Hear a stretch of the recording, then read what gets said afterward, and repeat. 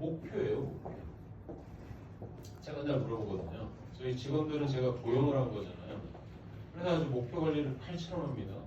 세미나를 예를 들면 한 달에 세미나 몇 건, 몇 건, 이걸 하지 않으면 인사고과를 깎여서 급여가 깎일 수도 있고요. 고용은 그렇습니다.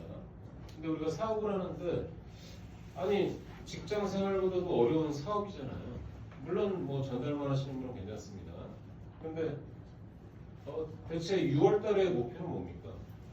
여러분들. 그 다음에 예를 들면 7월 달의 목표는 뭡니까? 이런 거 되게 어렵죠. 어려워요. 이거는 회사도 그런 부분들을 어떻게 트레이닝을 시켜드리지? 그래서 외부 전문가를 초빙해야 되나?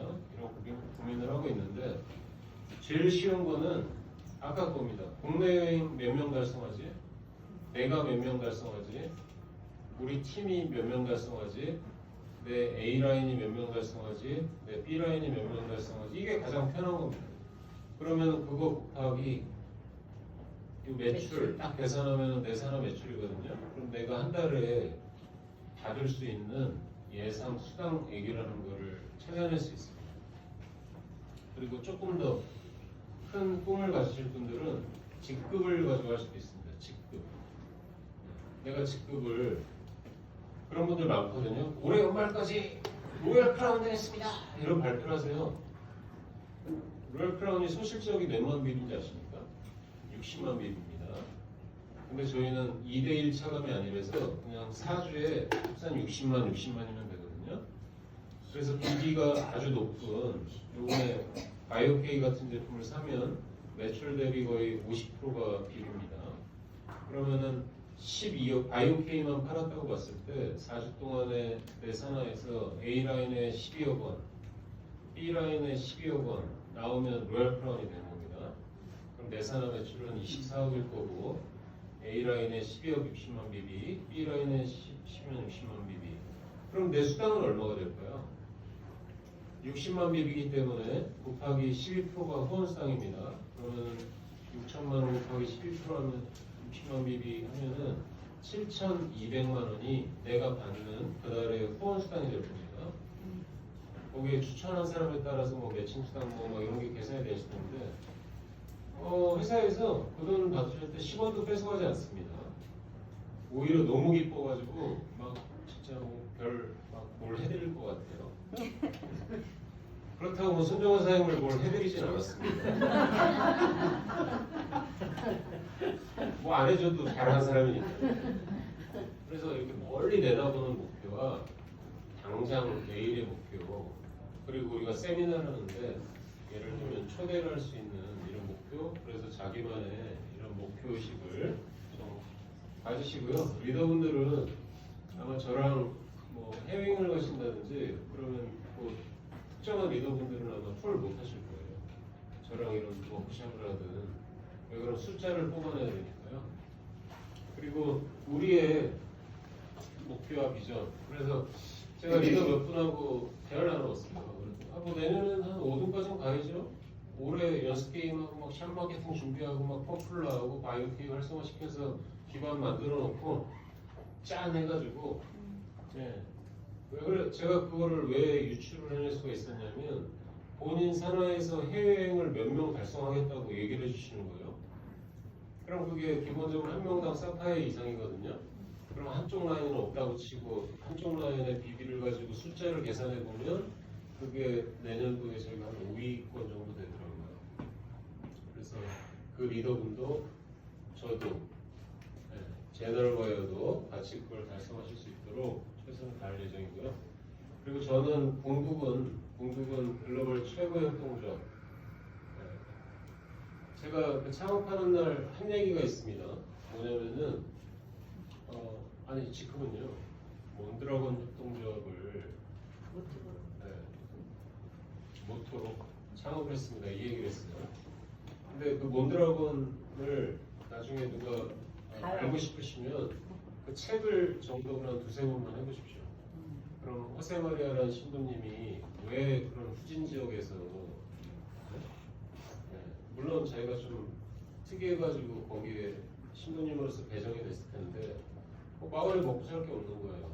그래서 그 사람들을 교육을 시켰고 그 교육의 결과가 일자리를 만들어냈고 또 거기서 버는 돈들을 합쳐서 협동조합이라는 걸 만들고 결국에는 그 협동조합원들이 지금 다 잘 살거든요. 중국에도 화사촌이라는 모델이 있습니다. 중국 공산당의 거의 대표 모델이 되는 마을인데 거기도 보면은 그 리더 한 명이 그 많은 사람들의 먹거리를 만들어냈습니다. 기업으로. 근데 협동조합이 뭐 제때 해낼지 제 다음 저 가고 난 다음에 다음 사람이 할지 저희 와이프랑 아들은 못한대요. 저처럼은 살 수 없다고 얘기를 하기 때문에 아마 제 다음에 아마 저희 리더가 될지 저희 직원이 될지 뭐 누가 될지 모르겠지만 그런 일들을 해낼 텐데 제일 중요한 거는 움직이지 않으면 내가 결과를 내지 못하면 나눠 먹을 게 없습니다. 맞습니다. 우리가 협동조합을 하는데 예를 들면 여기서 만든 부가가치가 한 10,000원이라고 봅시다. 10,000원을 n분의 1로 나눠서 쓴다고 한번 생각해 보세요. 뭐 커피나 뭐 맥시멈 커피 못 먹을걸요. 그죠? 근데 우리가 제일 공정한 건요. 이게 빵이 있어요. 그럼 빵을 이쪽을 좀 더 자릅니다. 이렇게 이쪽을 더 크게 잘라요. 그 다음에 다음 사람한테 넘겨주면 다 이 큰 빵을 고를 거예요. 그죠? 네. 그게 공정한 거예요. 맞아. 아니 그 나보다 약한 사람한테 먼저 선택권을 주는 게 공정한 거예요. 근데 그게 어렵죠. 나는 내 가족도 있고 내가 저 빵 조금이라도 더 있는 걸 먹어야 내가 배가 부를 텐데. 근데 사실은 별건 아닌데 근데 되게 중요한 게 나눠 먹을 빵이 없다고 칩시다. 그럼 뭐 콩 한 쪽 나눠 먹습니까? 이런 거예요. 그래서 우리가 사업은 사업답게 해내야 돼요. 그래야 나눌 것도 있고 협동조합도 살아남을 수 있습니다. 그래서 회사에서도 왜 친구들이 주말에 쉬지도 않고 뭐 밤새 연구하고 저런 것들 만들어내는 이유가 그 여러분들의 사업이 조금 더 잘 될 수 있게 이렇게 노력하는 거죠. 그래서 여러분들도 스스로 팀에서도 이렇게 해내주셨으면 좋겠습니다. 그럼 어떻게 성공을 할 수 있냐? 네, 이 얘기는 뭐 저희 직후에 예전부터의 리더분들이 이런 스쿨을 만들어 놓으셨는데 이거를 이제 어떤 리더가 어떻게 운영을 할지 물론 회사 시스템으로 받아들일 겁니다. 그리고 제가 얘기하는 리더십 부분과 팀워크 이건 우리가 MLM 사업이 사람이 모이기 때문에 이게 지켜지지 않으면 지속할 수 없습니다. 맨날 또 가다가 멈추고 가다가 멈추고 그럴 겁니다. 그리고 저한테 중요한 가치 저는 누가 이렇게 혼자 책 보다가도 잘 울고요. 그 등신 소리 많이 듣습니다. 그래서 음악 듣다 잘 울고 대화 나누다가 잘 울고 근데 비즈니스 환경에서는 절대 울지 않아요. 싸울 때는요. 이렇게 사적인 공간에서 근데 되게 요즘에 느끼는 건 지혜로워야 된다. 근데 되게 많은 분들이 좋은 의견을 저한테 주셔서 그럴 수도 있지만 또 그걸 다 신뢰할 수는 없어요. 그걸 또 나눠서 가리고 이거를 맡기고 해서 동시에 해야 되기 때문에 지금은 항상 제가 맨날 잘 때마다 저녁에 지혜로워지자고 지혜야 이러면서 합니다. 따르는 거 아니야? 그리고 요즘에는 어떤 문제가 발생했을 때 문제를 어떻게 극복하지 이런 것들 그리고 저는 최종 결정권자예요. 우리 조직에서는 최종 결정권자라 결정을 내리기 전에 굉장히 신중하게 생각을 하지만 한번 결정을 하면 그냥 칼처럼 의사결정을 합니다. 그래서 그런 경우들이 여러분들의 사업에 이렇게 부정적으로 작용하지 않도록 스스로도 되게 노력 많이 하고 있고 그래서 여러분들도 그런 부분 존중해 주셨으면 좋겠습니다.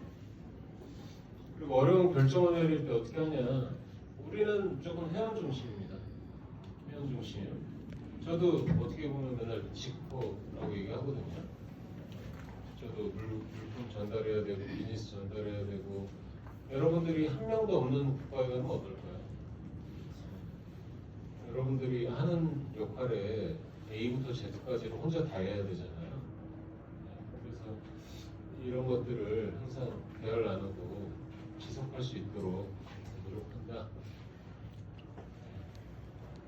아마 여기서 또